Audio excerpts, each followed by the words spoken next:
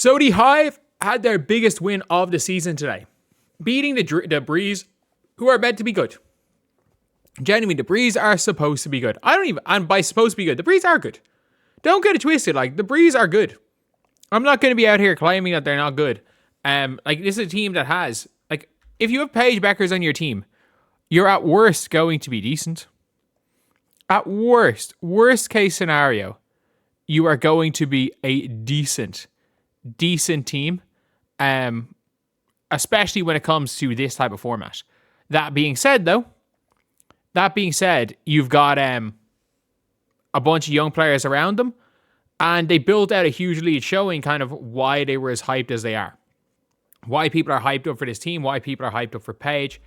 We saw all of that. And at the same time, we saw a lot of the mistakes a lot of young players make.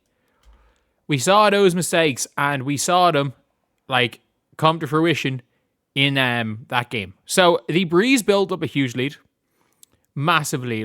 They were literally up. I think they were up 15 points to start the third quarter, and they made possibly the biggest comeback in Unrivaled this season to beat them.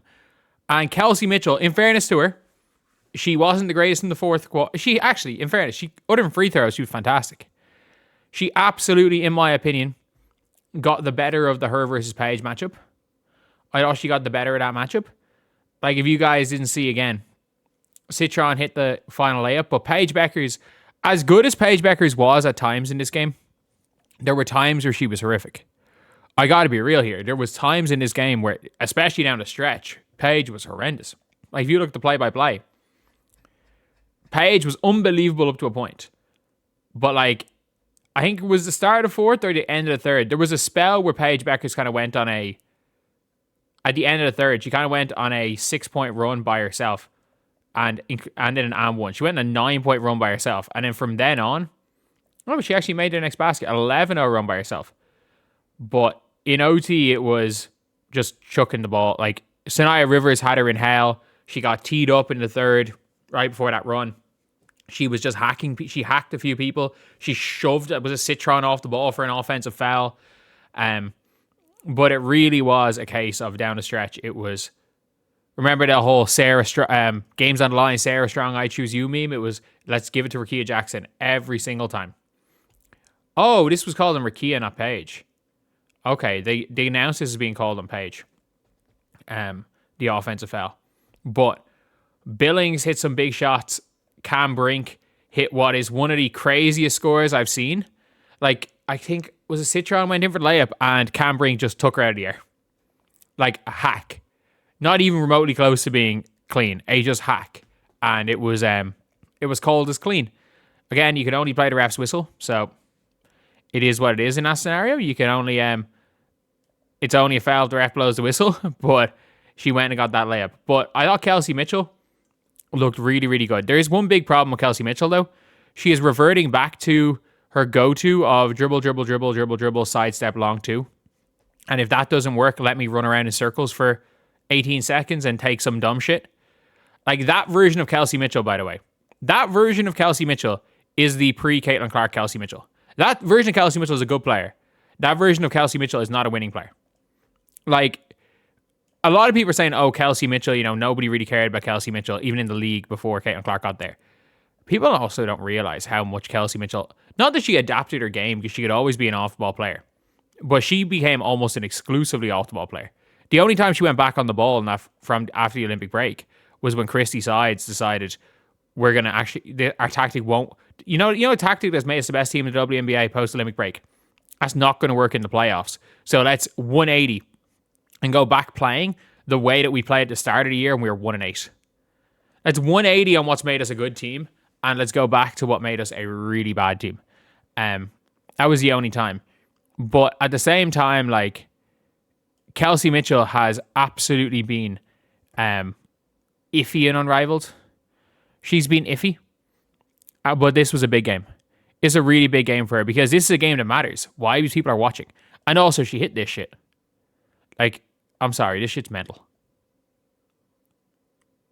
What is this? I mean, fair play to her. Fair play to her. She would have taken the long two. She genuinely would have taken the long two. It's actually hilarious how few three-pointers Kelsey Mitchell shoots off the dribble. When she gets off the catch, she'll hit the three. When she gets it off the dribble, she shoots the long two so often. It is so frustrating. It is so frustrating. But it is what it is. And I do feel like when it was all said and done, Kelsey Mitchell, and again, let's not forget, she threw this pass. Learning from the Fever with those behind the back passes. Like, look, realistically, when it comes down to it, this is the best Kelsey Mitchell has been in Unrivaled. Like, she is, and this sums it up. This just sums it up. She's ISOing. She does all the hard work to get 2 points. Like, not that shot. This right here on Dominique Malonga. She does all the hard work. Let me just shoot with my foot on the line. And she does this so fucking often. Nice take right there to the basket. Dribbles on Cam Brink. Step back. Okay, she's looking for the long two, by the way. If she doesn't dribble the ball for foot, she's shooting the long two. She is shooting that long two. Did not score in the second quarter, by the way.